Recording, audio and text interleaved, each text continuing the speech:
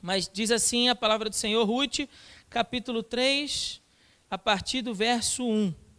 Depois dessas coisas, sua sogra Noemi lhe disse: minha filha, vou procurar para ti um lar seguro, que te traga felicidade. Boaz, a quem servem as moças com quem estivesse, é nosso parente. Hoje à noite ele estará limpando a cevada na eira. Agora lava-te, perfuma-te, veste tua melhor roupa e desce para a eira. Mas não permitas que ele te veja, até que tenha acabado de comer e beber. E quando ele for dormir, observa o lugar onde ele se deitar. Depois entrarás e descobrirás os pés dele e te deitarás. Ele te dirá o que deves fazer. Respondeu-lhe Ruth: farei tudo o que está me dizendo. Em seguida, ela desceu à eira e fez tudo o que sua sogra lhe havia falado. Depois de Boaz ter comido e bebido, alegrou-se e foi deitar-se junto a um monte de grãos. Ruth aproximou-se em silêncio, descobriu-lhes os pés e se deitou. No meio da noite, o homem acordou de repente. Ele se virou e se assustou ao ver uma mulher deitada a seus pés. Então perguntou: quem és tu? Ao que ela respondeu: sou Ruth, tua serva. Casa-te com tua serva, pois tu és o resgatador. Então ele disse, o Senhor te abençoe, minha filha. Com este gesto mostraste bondade maior do que antes, pois não fostes atrás dos mais jovens, sejam ricos, sejam pobres.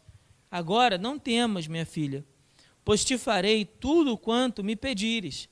Toda a cidade do meu povo sabe que tu és mulher virtuosa. É verdade que sou resgatador, mas há outro parente mais próximo do que eu. Fica aqui esta noite. Se de manhã ele quiser assumir o seu papel de resgatador, que o faça. Se não quiser, juro pelo nome do Senhor, eu farei. Deita-te até pela manhã. Ela ficou deitada a seus pés até pela manhã e levantou-se antes de clarear, para que não fosse reconhecida, pois ele disse: que ninguém fique sabendo que uma mulher veio à eira. E disse mais: traze aqui o manto com que te cobres e segura-o. Ela o segurou e o homem despejou 6 medidas de cevada e o pôs sobre os ombros dela. Depois ele voltou para a cidade. Quando chegou de volta sua sogra, ela lhe perguntou: como foi, minha filha? E ela lhe contou tudo o que o homem lhe havia feito. E acrescentou: ele me deu estas 6 medidas de cevada e disse: não voltarás para tua sogra de mãos vazias. Noemi disse então: espera, minha filha, até que saibais como terminará o caso, pois aquele homem não descansará enquanto não tiver resolvido hoje mesmo a questão. Só até aqui, mantenha a sua Bíblia aberta. Quero meditar com os irmãos nessa noite sobre um título que dei a essa segunda parte do texto. E o título é o seguinte: esperar com esperança traz grande recompensa. Esperar com esperança traz grande recompensa. Na primeira parte desse texto, nós falamos sobre como Ruth se preparou. Nós vimos isso do verso 1 até o verso 5.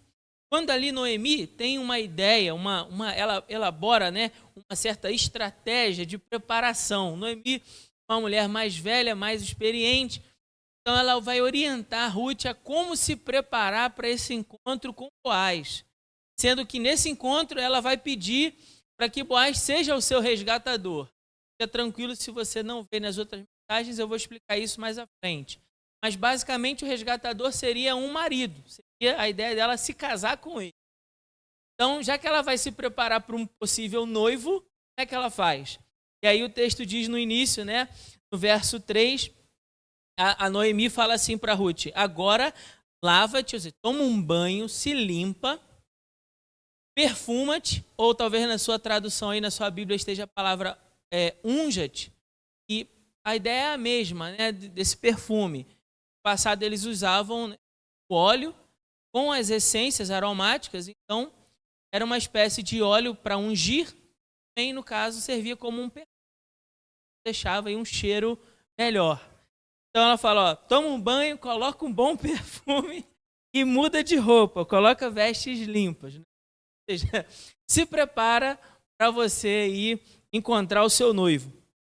E o texto vai dizer, no verso 3, que ainda há uma espécie aqui de criar uma certa expectativa antes de vê-la, né? Fala, ó, não deixa com que ele te veja não, espera até que ele tenha comido e bebido, ou seja, ele se alegre, né? Ele possa ali desfrutar daquele momento. A gente precisa lembrar que nesse momento do texto, Boaz está celebrando a colheita, então ele está feliz, ele acabou de colher muitos grãos, tanto de trigo como cevada, então os celeiros, né, já estão ficando cheios.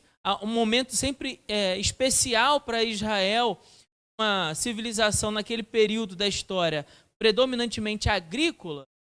Quando a gente fala de ter uma boa colheita, a gente está falando do quê?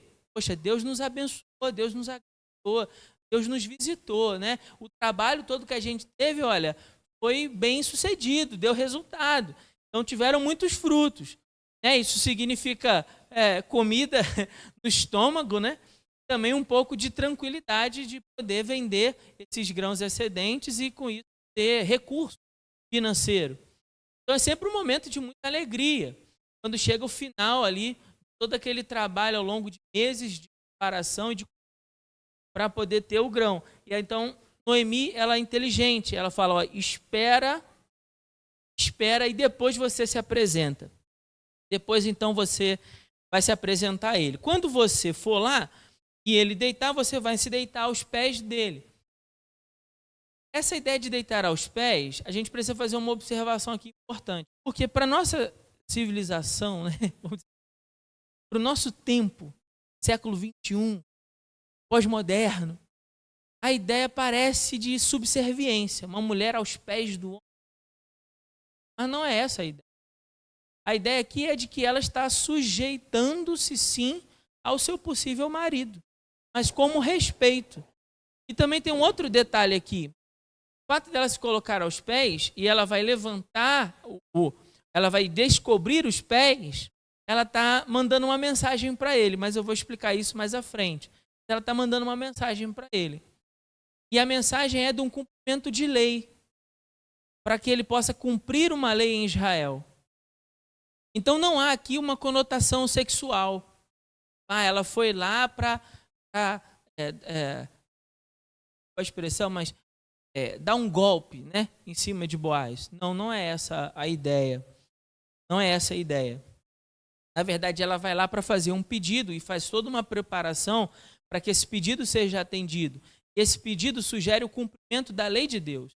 Não há uma questão aqui sexual. Embora, talvez para nós, né, homens e mulheres do século XX, olhando para esse texto, talvez pareça, mas não é. Certo? Não é. Aí, do verso 6 em diante até o verso 18, a gente vai ver como agora o caso vai se desenrolar. E é isso que a gente vai tratar especificamente hoje. Como é que se desenvolve, então, essa situação? Depois de toda essa preparação, quando acontece o encontro, como é essa resposta de Boaz? Então, primeiro nós vemos Ruth se sujeitando a Boaz, isso aparece do 6 ao 9. Depois, Ruth vai ouvir algumas palavras de Boaz e orientações de Boaz, do verso 10 ao 14. Depois, Ruth recebe um presente de Boaz, isso está lá no finalzinho do 15 ao 17. E, por fim, por último, Ruth vai ficar aguardando, esperando ali a decisão, o que Boaz vai definir sobre essa questão. Isso a gente vai ver lá no verso 18. Vai explicando por partes. A primeira parte, por que Ruth, então, ela se sujeita a Boaz? Ela ir lá e deitar aos pés de Boaz. Imagina essa cena. Boaz, ele está indo dormir feliz por causa da colheita. Então ele vai deitar lá na eira mesmo, cheio de um monte de grãos. No meio desse monte de grãos, ele vai deitar lá feliz, ter acabado, né, o sucesso do seu trabalho ali, o momento de receber a colheita. Ruth também. Ela quer fazer a colheita, mas de um marido. Boaz estava interessado em colher os grãos, Ruth estava interessada em colher o marido. Então ele deita lá junto aos montes de grãos feliz da vida, ela também vai deitar feliz da vida. Naquele dia, sair dali com uma proposta de noivado. Ela entra, então, e deita aos pés dele, descobrindo No livro de Deuteronômio, capítulo 5, a partir do verso 5, vai falar para nós como deveria ser a lei do levirato. Vou ler para os irmãos, depois eu vou explicar por que ela toma esse gesto. Diz assim a palavra: se dois irmãos morarem juntos e um deles morrer sem deixar filhos, a mulher do falecido não se casará com um estranho, ou seja, com alguém que não seja da família, com alguém de fora. Seu cunhado se casará com ela, cumprindo o seu dever de cunhado para com ela.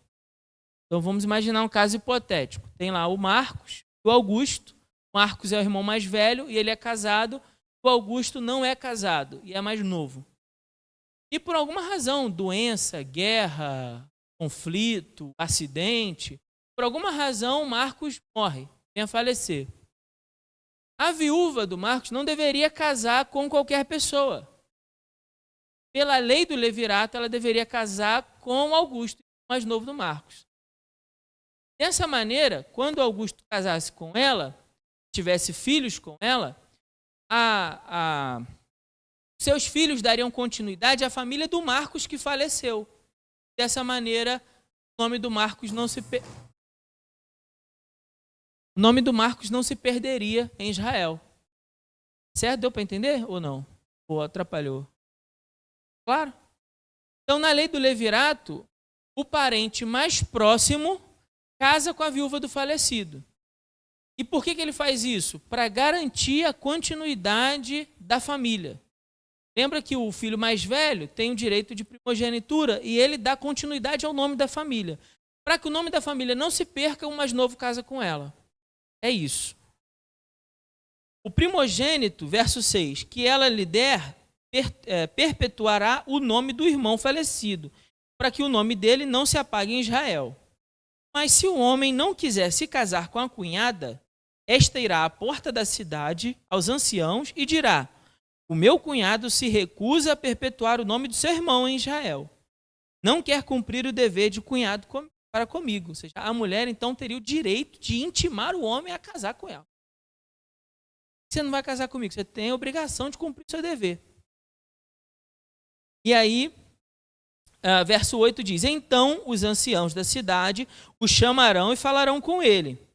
Se ele persistir e disser: não quero me casar com ela, afinal de contas ele tem esse direito, não querer casar com ela, sua cunhada se aproximará dele na presença dos anciãos, lhe descalçará o sapato, cuspirá no rosto dele e dirá: assim deve ser feito ao homem que não edificar a casa de seu irmão. E em Israel, sua família será chamada família do descalçado. Engraçado, né? Família do descalçado. Bom, de todo jeito, a ideia de Ruth deitar aos pés e descobrir os pés é dizer: ó, tá descalço. Quem é o homem descalço? O homem que não cumpriu o seu dever de resgatador. Então, tudo ali naquele momento é uma preparação do que ela vai pedir a Boaz. Por isso ela toma esse cuidado ali de fazer. Essa ideia também de se sujeitar e de estar aos pés é interessante ao longo de todo esse capítulo. Porque no verso 4 ele repete, no verso 7 repete isso, no 8 e no 14. Dando essa ênfase ali à sujeição de Ruth, ao desejo de Ruth de cumprir a lei. Então ela está se colocando submissa naquela situação, ela está se sujeitando, não porque fosse um desejo dela de ser subserviente a Boaz, mas pelo desejo de cumprir a lei de Deus. Olha que interessante, mulheres. A ideia de que uma mulher se sujeite ao marido pode parecer para a nossa sociedade uma ideia, às vezes, um tanto machista. Se sujeitar ao marido. Mas o que a gente precisa entender à luz desse texto é que, em muitos casos, assim como o homem se sujeita à mulher, a mulher também se sujeita ao marido pelo desejo de cumprir a palavra de Deus. Não é o desejo de se fazer menor, mas é o desejo que se cumpra. Assim como o marido também deve se sujeitar à sua esposa e amá-la como seja, pelo simples desejo de cumprir a palavra na família. Então, são cuidados que a gente toma, à luz da Bíblia, que cuidam do casamento. Que ainda nem aconteceu aqui, mas que já demonstra cuidado e uma predisposição em se preservar aquilo. Certo? Então, só um parêntese aí, mas vamos voltar ao texto. E aí, no finalzinho aqui dessa parte do texto, ela vai fazer um pedido, verso 9. Verso 9 vai dizer assim: então perguntou, quem és? Quem és tu? Ao que ela respondeu, veja a resposta dela no final do verso 9. Sou Ruth, tua serva. Casa-te com tua serva, pois tu és o resgatador. É um pedido de casamento às avessas, né?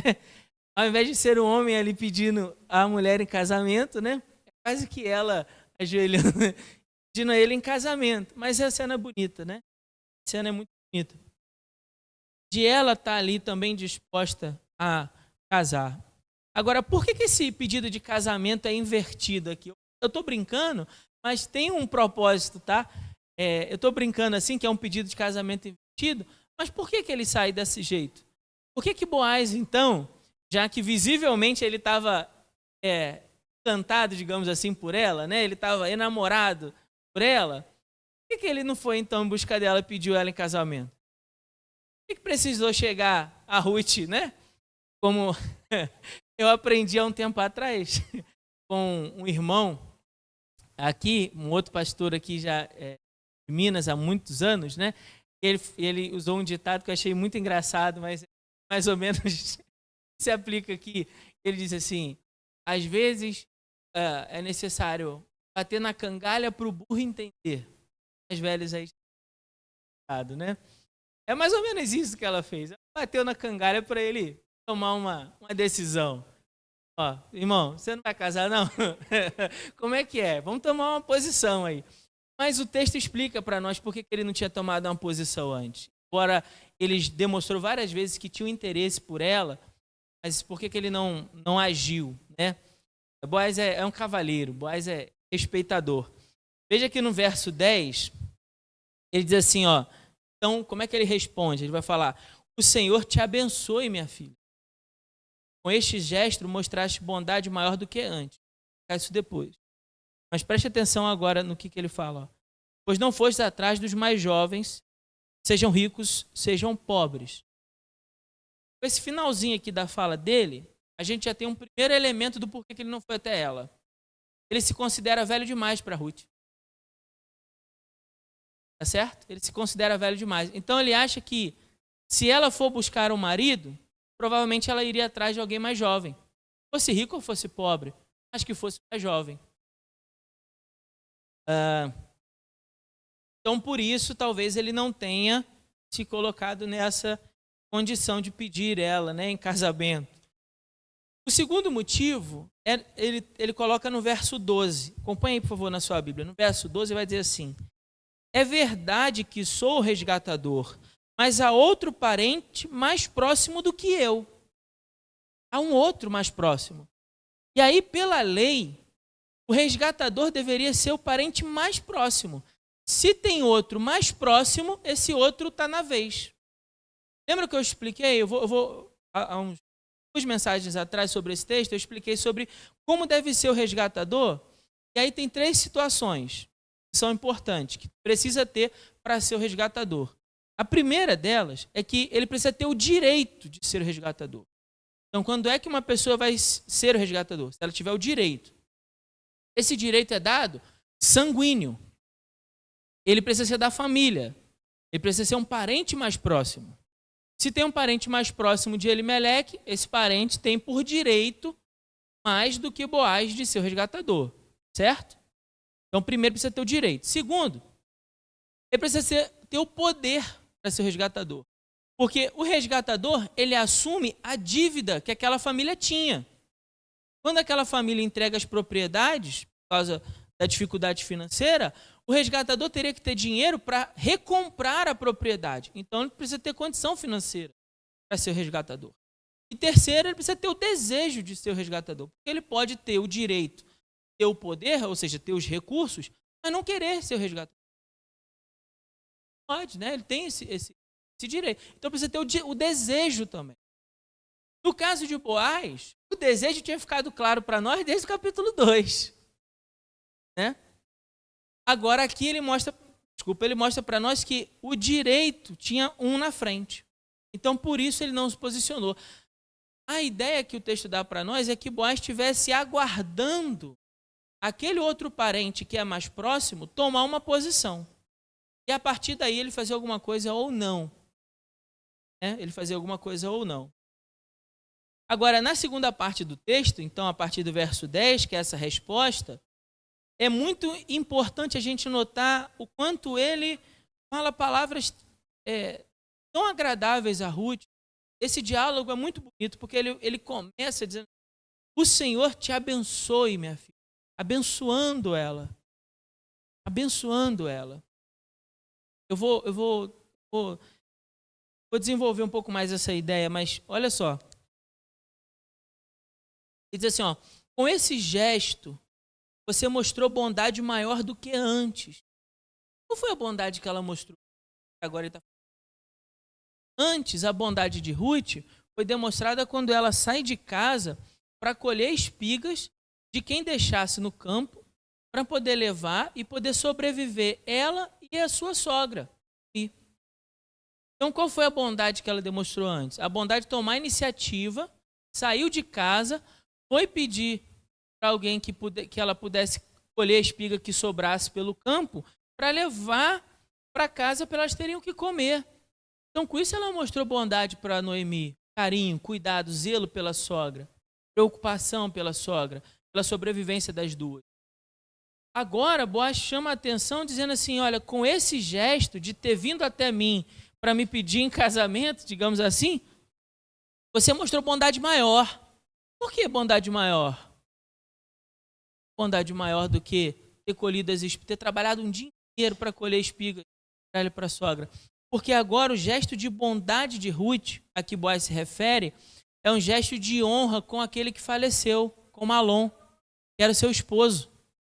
Porque se Ruth busca um resgatador e casa com esse resgatador, ela está honrando a memória e o nome da família de Malom e de Elimeleque, seu pai. Então ela está demonstrando com esse gesto bondade com os que faleceram, morreram. Princípio aqui de honra, respeito, dado pela família, pelo nome da família. E é isso que Boaz se refere como sendo um gesto maior. E aí ele vai dizer sobre essa ideia de que ela não foi atrás de uma pessoa mais jovem, mas ela foi em busca de cumprir a lei. Foi em busca de cumprir a lei.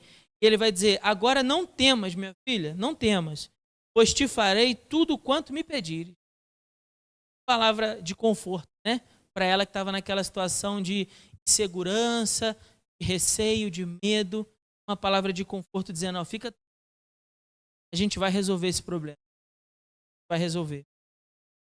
Toda a cidade do meu povo sabe que tu és mulher virtuosa. E aqui ele exalta a atitude de Ruth, exalta a virtude de Ruth.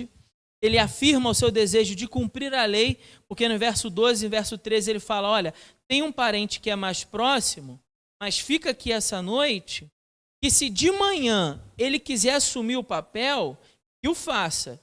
Aí o final do verso 13 ele diz, mas se não fizer, juro pelo nome do Senhor, eu o farei. Está dizendo, ó, de amanhã não vai passar, a gente vai resolver esse caso. Se ele não assumir, eu vou assumir. Eu vou assumir. E aqui então ele reafirma esse desejo de cumprir a lei, o que traz segurança para Ruth. Então imagina a Ruth ouvindo essas palavras e isso trazendo segurança ao coração dela. Se ela estava com medo, com receio, de ser ou não aceita, de ser ou não recebida, agora ele diz, olha, a gente vai cumprir a lei. De um jeito ou de outro a gente vai cumprir o que a lei diz. E a gente vai resolver essa situação. Bom, outra situação nesse verso ainda que a gente percebe, nessa mesma parte do texto, no verso 14, é quando ele fala assim, e ela ficou deitada aos seus pés até pela manhã, e levantou-se, veja bem o texto, ó, levantou-se antes de clarear, para que não fosse reconhecida, Pois ele disse, o que ele disse? Que ninguém fique sabendo que uma mulher veio à eira. Olha que legal. Esse texto tem uma sensibilidade muito bacana com a mulher. Então, eu comecei o texto comecei a mensagem falando que ela se sujeitou, mas olha a diferença de se sujeitar a qualquer tipo de homem por aí, e se sujeitar a um homem honrado que teme ao Senhor. Porque ele já tinha comido e bebido. A mulher estava na tenda dele no meio da noite e ninguém tinha visto. Ele poderia ter se aproveitado dela, sim ou não? Se ele fosse uma pessoa perversa, ele poderia ter se aproveitado dela. Mas ele honra ela e diz assim, fica aqui deitada e antes do dia clarear você vai. Para preservar a honra e a integridade de Ruth. Não se aproveitou dela. Mas ele manteve ali a honra e preservou ela, pedindo para que ela permanecesse, mas que fosse embora. Depois, no verso 15 e 17, fala desse presente que Boaz faz, nesse gesto, essa atitude. Ele já tinha demonstrado generosidade para Noemi e para Ruth, mas ainda assim ele pede para ela trazer o manto e coloca 6 medidas de cevada para ela voltar para casa com alguma coisa. A preocupação de Boaz é que Ruth e Noemi não passem necessidade. Então, ele já tinha demonstrado essa generosidade, mas faz novamente, tranquiliza Ruth para que ela possa voltar para casa sabendo que as suas necessidades físicas estavam sendo supridas, as suas necessidades emocionais tinham sido supridas e, em breve, se cumpriria a lei para resolver o problema dela de uma forma ou de outra, ele ia buscar resolver o problema dela. Já estou caminhando, a gente arrematar e fazer as considerações. Depois vem esse diálogo de Ruth com Noemi, quando ela chega, conta para sua sogra no verso 16 tudo o que aconteceu, tudo que o homem havia feito, acrescentou que ele tinha dado aquelas 6 medidas de cevada, dizendo, não volte para a tua sogra de mão vazia, ou seja, eu estou resolvendo o seu problema, mas estou preocupado com a sua sogra também. Então, no verso 18, Noemi fala, espera, minha filha, espera, até que saibas como terminará o caso. Não faça mais nada, você fez tudo que a partir de agora você só espera, só aguarda, pois aquele homem não descansará enquanto não tiver resolvido hoje mesmo esta questão. Bom, a gente agora entendeu o texto. O texto está dizendo para nós. Quais as mensagens esse texto trazem para a nossa vida? Porque o tempo todo nós estamos falando de uma história de um outro povo, outro momento da história, de uma outra cultura, numa outra língua, vivendo um episódio aqui romântico. Mas como isso chega àquele povo e como isso chega também a nós? A primeira coisa que a gente precisa perceber é que esse texto passa uma mensagem, uma ideia. Ao longo de todo o texto, há uma ideia sendo dita. E a ideia é a seguinte, que mesmo nos momentos em que nós temos as nossas dúvidas, as nossas incertezas, aquelas angústias que vão na alma de saber como a nossa história vai terminar, como os nossos problemas vão ser resolvidos, nós precisamos confiar em Deus. Porque o que trouxe confiança para Ruth naquele dia foi a promessa de Boaz de que ele cumpriria a lei do Senhor. Então, de certa forma, a esperança não está depositada em Boaz, mas na lei do Senhor. O que fez Ruth sair de casa, se preparar, se lavou, se perfumou, trocou de roupa e foi até Boaz, não foi uma esperança cega no homem, foi uma esperança na lei de Deus. Ela vai atrás do homem e diz assim, você é o resgatador. Então ela está fazendo referência à lei. Essa esperança que move Ruth de ir em busca de resolver o seu problema, ela está na palavra. Percebe? Ela está na palavra, não no homem.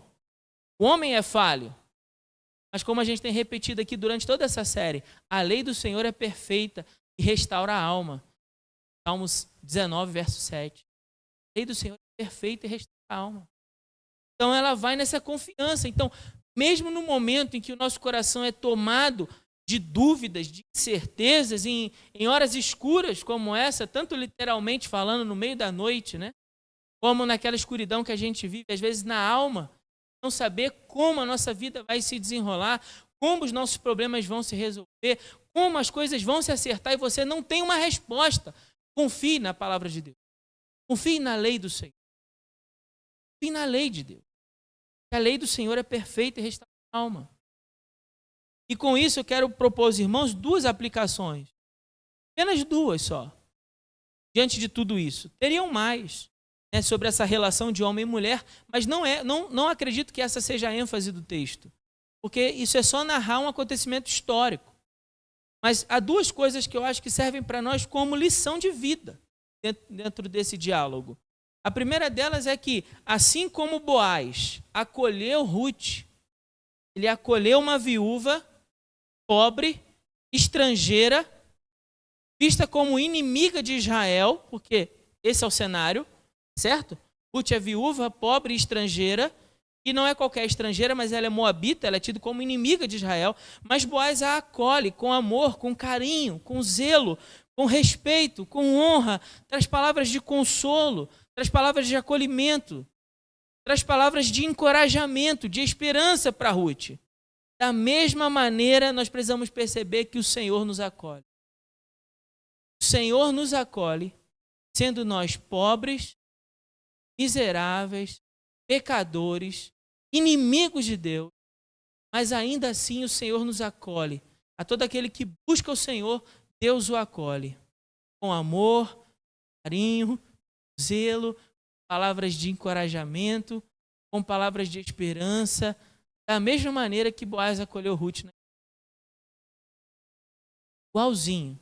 Todo o amor que nós vimos no texto que Boaz tem para com Ruth ao acolhê-la, assim também o Senhor tem em seu amor a nos acolher, sendo nós pecadores. Porque eu e você sabemos, assim como Ruth sabia naquele dia, ela não tinha nenhum direito de ser acolhida. Ele poderia tranquilamente ter expulsado ela da tenda, ter dito que era inconveniente ela estar ali, mandado ela embora e esquecido essa história de dizer assim, não, procura o resgatador aí de direito, o parente mais próximo, para resolver o seu problema. Eu não quero nada com você. Poderia ter feito isso, mas ele não fez. Ele acolheu ela em amor. E assim também nós somos acolhidos. Quando nós buscamos ao Senhor, coração aberto. O Senhor nos acolhe, o Senhor nos recebe, o Senhor cuida de nós. A segunda aplicação que quero propor aos irmãos nessa noite a respeito desse texto é que, assim como Ruth, quando ouve as palavras de Boaz naquele dia, naquela noite, e naquelas palavras encontra muita segurança e esperança naquelas palavras que estavam sendo ditas a ela, da mesma maneira, irmãos, eu e você também podemos encontrar segurança e esperança nas palavras de Deus. Quando Ruth sai daquela tenda naquela noite, ela sai com alegria, ela sai com uma esperança. Há uma palavra que foi aqui, que agora ela está aguardando o cumprimento dessa palavra. E nós também, irmãos. Nós também, quando nós ficamos na dúvida, nas incertezas, nos medos, nos temores que se apresentam em horas tão escuras na nossa vida, eu e você podemos nos apegar à palavra de Deus e encontrar muita segurança e esperança nas promessas de Deus. Se Ruth saiu daquela tenda cheia de esperança por causa das promessas de um homem, por que eu e você não sairíamos daqui nessa noite apegados a essa palavra do Senhor, carregados de esperança daqui? De que toda a dúvida com que você chegou, toda a incerteza, o medo que você vinha carregando quando você entrou por essas portas, ele pode se dissipar pela palavra de Deus, pelas promessas que Deus tem na minha vida e na sua vida, que não são vazias, que não são palavras como palavras de um homem que pode voltar atrás, não são palavras como um homem que pode falhar nas suas promessas. Deus não falha nas suas promessas, Deus não mente, Deus não muda. A Bíblia fala que em Deus não há nem sombra de variação. Então, se Ruth saiu daquela tenda cheia de esperança, muito mais eu saio daqui hoje cheio de esperança na palavra de Deus. O que Deus diz a respeito de mim e de você na sua palavra. E aí você pode lembrar sobre todas as promessas contidas na palavra de Deus que tratam de mim e de você. Como, por exemplo, entrega o teu caminho ao Senhor, confia nele e o quê? Mas ele fala, espera. Como Noemi disse para Ruth, espera. Descansa a tua alma. E o mais ele fará. Aquietai-vos e saber que eu sou Deus, diz o Senhor. Aquietai-vos, se aquete. Descansa a tua alma. Às vezes esperar no Senhor não é não fazer nada. É fazer muita coisa. Às vezes esperar no Senhor é o que de mais importante você pode fazer. Porque há momento que a inquietação toma o nosso coração, o desespero, a ansiedade, a gente começa a querer fazer as coisas para ajudar. Imagina a Ruth saindo naquela manhã dizendo assim, não vou ajudar lá Boaz, vou abordar lá o resgatador, vou dar uma prensa cara para ver se resolve. De repente ia atrapalhar tudo, ia colocar os pés pelas mãos. Entende o que eu quero dizer? É como eu e você, às vezes, colocando os pés pelas mãos, achando que a gente pode ajudar Deus. Vou dar só uma forcinha aqui para ver se Deus... Só um empurrão, ver se melhora. Não faça isso. Se você já fez tudo o que você deveria fazer, como Ruth havia feito, ela tomou banho, se lavou, se perfumou, se arrumou, disse o que precisava dizer, fez o que precisava fazer, e agora? Agora espera. Espera, meu irmão. Você veio aqui hoje para ouvir isso. E em Deus. Sabe, tem um verso que eu gosto muito. Já me ouviu repetir aqui várias vezes. Já me ouviu. Porque é um verso que eu repito para mim. Isso eu compartilho com vocês. Jeremias capítulo 9, verso 11, que diz, bem sei eu que pensamento tenho a respeito de vós, diz planos de bem e não de mal, para lhes dar um futuro. Maravilha saber que Deus tem pensamentos de bem a meu respeito. Sendo eu tão pecador. Que Deus tem um plano de me dar um futuro e uma esperança para mim. Miserável, falho, pobre, cego e nu. Ele quer me dar um futuro e uma esperança, sim. Por quê? Por obra da sua graça. Por obra do seu amor. Porque Deus é misericordioso para nós. E é por isso que Ele nos acolhe. Por isso que Ele acolhe o pecador. E é por isso que Ele dá esperança ao pecador. Esperança na promessa. Confie na palavra do Senhor. Está em dúvida sobre algo na sua vida? Seja o que for. Busque nas promessas do Senhor.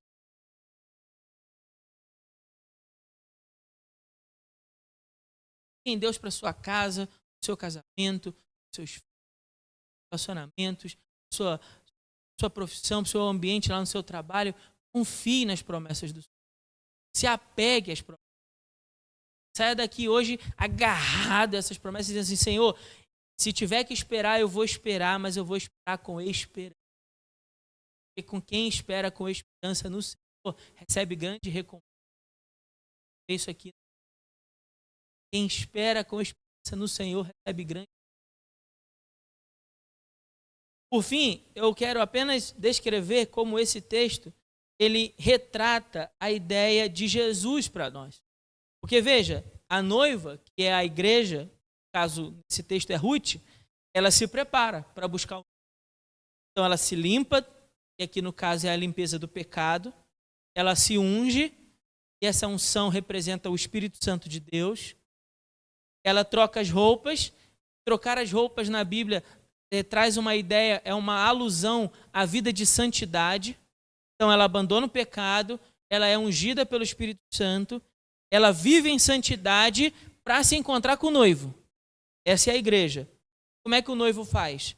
Ele a aceita e recebe, ele acolhe e dá segurança, e ele lhe faz uma promessa. Vou lhe resgatar. Essa promessa que nós também temos em Jesus, de que ele nos acolheu a respeito dos nossos muitos pecados, ele nos ungiu com seu Espírito Santo e nos selou para o dia da redenção. O dia em que o Senhor irá voltar, nós seremos resgatados pelo resgatador perfeito da nossa alma, que é o Senhor. Amém?